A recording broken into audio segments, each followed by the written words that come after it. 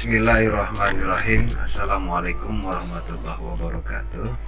Pada video pembelajaran kali ini kita akan membahas lanjutan materi kemarin ya, yaitu tentang bab 1 informatika dan keterampilan generik bab kedua. Oke, kita lanjut. Jadi di video kali ini Bapak akan menjelaskan tentang Artificial Intelligence atau AI. Jadi apa sih itu AI? AI atau kecerdasan buatan, kita garis bawahi. Kecerdasan buatan AI adalah bidang ilmu komputer yang dikhususkan untuk memecahkan masalah kognitif yang umumnya terkait dengan kecerdasan manusia, seperti pembelajaran, pemecahan masalah, dan pengenalan pola. Kecerdasan buatan sering disingkat sebagai AI atau Artificial Intelligence. Mungkin berkonotasi dengan robotika. Artinya di sini AI itu biasanya lebih dikenal dengan lebih identik atau berkonotasinya itu dengan robot atau robotika, atau dengan futuristik, teknologi masa depan, futuristik. Kecerdasan buatan AI mengungguli robot fiksi ilmiah ke dalam non-fiksi ilmu komputer canggih modern. Jadi yang biasa kita ketahui AI itu berkaitan dengan robot. Sebetulnya untuk AI itu sendiri banyak macamnya ya, kecerdasan buatan. Di handphone kita pun sama, ada AI-nya juga. Oke, kita lanjut pembahasannya. Istilah kecerdasan buatan atau Artificial Intelligence AI diciptakan pada tahun 1965. Akan tetapi AI telah menjadi kian populer saat ini berkat peningkatan volume data. Kenapa meningkat volume datanya? Karena pemakaian teknologi yang meningkat pula. Lalu algoritmanya canggih dan peningkatan daya serta penyimpanan komputasi. Algoritma itu adalah alur-alur atau langkah-langkah menyelesaikan masalah dengan sistematis menggunakan teknik komputer dan peningkatan daya serta penyimpanan komputasi. Oke, kita lanjut. Jadi semula kecerdasan buatan hanya dikaitkan dengan robot yang menggantikan peran manusia. Sekarang kecerdasan buatan tidak hanya berkaitan dengan robot, ada banyak contohnya. Nanti kita akan lanjut ke bagian contoh-contoh AI. Baik, selanjutnya kecerdasan buatan. Sebuah kecerdasan buatan dapat melakukan salah satu dari keempat faktor. Biasanya bukan salah satu dari keempat faktor ini. Yang pertama adalah acting humanly, sistem yang dapat bertindak layaknya manusia. Yang kedua adalah thinking humanly, sistem yang berpikir layaknya manusia. Yang ketiga adalah think rationally atau sistem yang mampu berpikir secara rasional. Lalu yang terakhir adalah act rationally atau sistem yang mampu bertindak secara rasional. Nah, ini adalah 4 faktornya. Ada acting, thinking, ada acting humanly, thinking rationally atau act rationally. Nanti Bapak akan contohkan apa saja contoh-contoh dari AI. Selanjutnya ini adalah beberapa contoh ya dari penerapan AI. Yang pertama adalah chatbot. Jadi chatbot itu adalah chat yang dibalas oleh AI atau robot.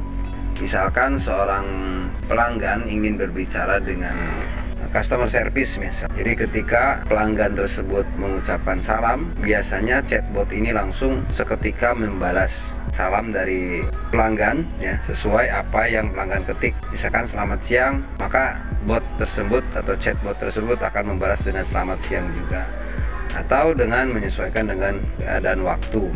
Lalu jika ada perkataan misalkan apakah ready barangnya, biasanya chatbot sudah didesain sedemikian rupa algoritmanya untuk membalas pesan tersebut, maka langsung dijawab seketika bahwa stok ready. Misalkan kalau barangnya memang ready, nah, bot ini kan akan terhubung ke database stok barang. Misalkan stok barangnya memang ada, jadi seketika langsung akan balas, oke, ready. Mungkin kalian pernah memesan tiket, let's look for ticket. Lalu langsung dijawab oleh bot chatbotnya, oke. Lalu dikasih pesan yang diperlukan oleh pelanggan, misalkan harga tiket dan lain sebagainya. Lalu ketika pelanggannya menjawab untuk memilih tiket yang kedua, maka chatbot ini akan langsung bereaksi dengan pertanyaan pelanggan tersebut. Jadi sudah disetting seperti itu. Itu adalah chatbot yang AI ya, satu. Atau misalkan kita sering menggunakan juga keyboard AI atau prediksi dari apa yang kita ketik. Misalkan kita akan mengetik seandainya, misalkan mengetik kata seandainya, kita baru mengetik 4 huruf SEAN. Nah, di situ langsung muncul di bagian atas prediksi kata yang ingin kita ketik. Itu ada termasuk juga AI. Kita lanjut. Penerapan kedua yaitu facial recognition system atau face lock kalau di handphone kalian ya. Jadi mengenali wajah manusia dengan pola-pola yang ada. Di sini nanti kita akan belajar lebih lanjutnya, di berpikir komputasi juga ada ya untuk pattern recognition. Jadi di sini AI ini bertugas untuk mengenali wajah manusia. Misalkan kita membuat face lock untuk di handphone, maka wajah kita akan direkam terlebih dahulu sehingga handphone kita bisa merekam dan menyimpan seperti apa pola wajah kita. Nah, agar bisa nanti disesuaikan ketika kita ingin masuk ke handphone atau membuka kunci. Maka sistem akan langsung menyesuaikan dengan data yang sebelumnya telah disimpan, yaitu data pola wajah kita akan disesuaikan dengan wajah kita yang saat ini sedang membuka handphone. Itu juga merupakan contoh dari AI. Selanjutnya adalah virtual atau VR. Jadi virtual di sini kita misalkan conference ya. Jadi conference atau main game, gerakan yang kita gerakan di tangan atau di konsol, nah, itu akan menyesuaikan dengan tampilan yang akan kita lihat di VR tersebut. Jadi di sekeliling itu akan terlihat seperti nyata, padahal kita hanya melihat satu layar ya, hanya melihat satu layar, berfokus satu layar. Ketika kita menoleh ke kanan, ternyata gambarnya berubah. Nah, itu akan menyesuaikan dengan titik sudut kita, sudut pandang kita ya. Itu termasuk juga AI. Cara kerja dari VR jika dijelaskan lebih rinci panjang waktunya ya. Kita lanjut dulu, ini hanya sekedar contohnya saja. Selanjutnya yang sering kita lihat ya di iklan-iklan seperti di kendaraan, mobil listrik atau mobil futuristik ya, mobil listrik atau mobil futuristik seperti mobil-mobil yang mewah yang canggih. Kalau disebutkan mereknya seperti Tesla, seperti itu sudah memiliki autopilot. Jadi kendaraan autopilot sudah ditanamkan dengan kecerdasan buatan. Ketika kita mengaktifkan autopilot, maka sensor-sensor yang ada di mobil tersebut atau di kendaraan tersebut akan diaktifkan atau ditingkatkan kepekaannya. Dari jarak sekian meter misalkan ada sebuah benda yang menghalangi, maka sensor tersebut akan menangkap dan akan langsung menghindarinya. Ini juga banyak, kalau Bapak jelaskan cara kerjanya juga akan memakan waktu. Jadi ini hanya contoh dari penerapan AI salah satunya ya. Jadi banyak sekali sebetulnya contoh penerapan AI itu. Oke, kita lanjut. Selanjutnya adalah problem solving yang akan dilatih untuk diselesaikan pada masa MA atau SMA ini. Problem solving sebagai sebuah kemampuan untuk mencari solusi atas segala halangan dan tujuan. Jadi di pembelajaran nanti kalian akan dihadapkan suatu masalah dan bagaimana cara menyelesaikannya. Selanjutnya, informatika untuk bidang humanitas atau soshum dan seni. Perkakas informatika ini disederhanakan antarmukanya sehingga pengguna bidang non-informatika hanya perlu memandang perkakas informatika sebagai black box. Artinya sudah jadi seperti itu, hanya menggunakannya saja seperti apa. Lanjut, hubungan informatika dengan matematika. Informatika memadukan teori-teori matematika, teori-teori matematika dan bidang lain dengan prinsip dan teori informatika untuk menghasilkan model komputasi yang dapat disimulasikan dengan komputer. Jadi banyak nanti contohnya model-model matematika. Karena sebelumnya Bapak sudah jelaskan bahwa komputer itu berasal dari kata compute, artinya menghitung, maka erat kaitannya dengan matematika. Oke, kita lanjut. Persamaan dan perbedaan informatika fase SMP dan fase SMA atau MA. Elemen mata pelajaran informatika pada fase SMP atau MTS dengan SMA atau MA adalah sama, namun pembahasan fase SMA lebih mendalam dan praktiknya lebih banyak menggunakan komputer. Praktiknya lebih banyak menggunakan komputer dan perangkat yang sesuai dengan bidang yang dipelajari. Jadi banyak prakteknya nanti kita tentang komputer, perangkat yang sesuai dengan bidang yang dipelajari. Misalkan nanti di kelas-kelas selanjutnya kita membuat sistem embedded dan lain sebagainya. Itu akan membutuhkan banyak peralatan atau perlengkapan yang memadai. Oke, kita lanjut. Transformasi digital, yaitu mengacu pada proses dan strategi menggunakan teknologi digital untuk mengubah praktek pekerjaan dan kehidupan sehari-hari dari bentuk analog menjadi bentuk digital yang lebih banyak memakai sistem komputer. Misalkan jika di kelas adalah pengumpulan tugasnya harus berbentuk digital, jadi tulisan kalian dicatat, dibuat menjadi PDF, lalu dikirim melalui Google Form, itu termasuk transformasi digital. Jadi pembelajarannya seperti itu ya. Kita tidak akan jauh pembelajarannya dengan internet. Informatika itu erat hubungannya dengan internet atau jaringan.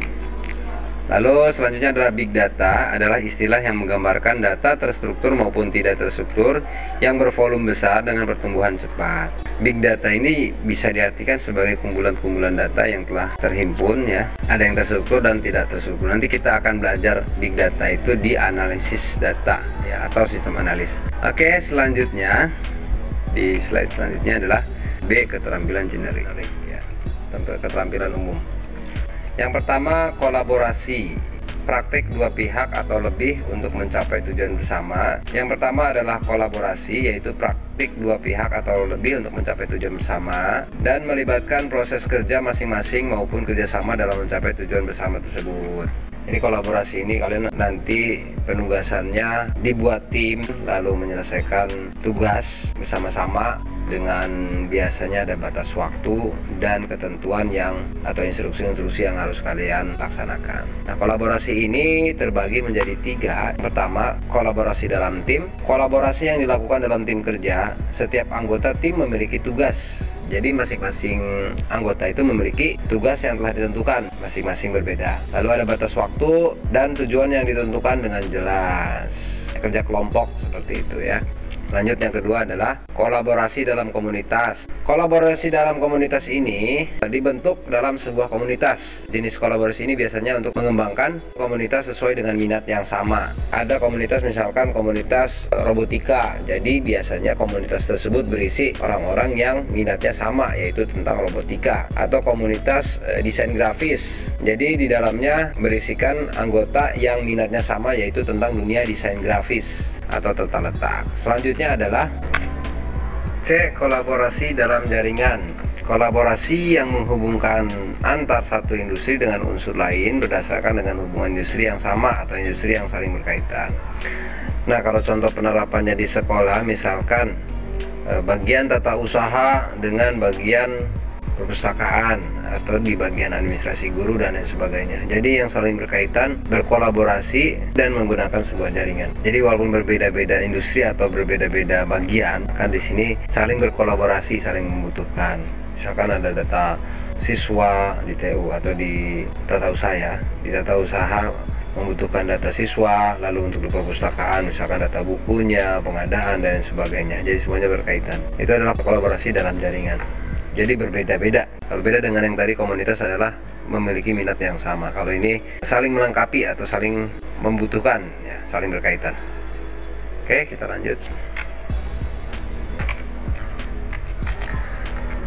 Yang kedua adalah komunikasi. Kalau tadi adalah kolaborasi, yang kedua yang selanjutnya adalah komunikasi.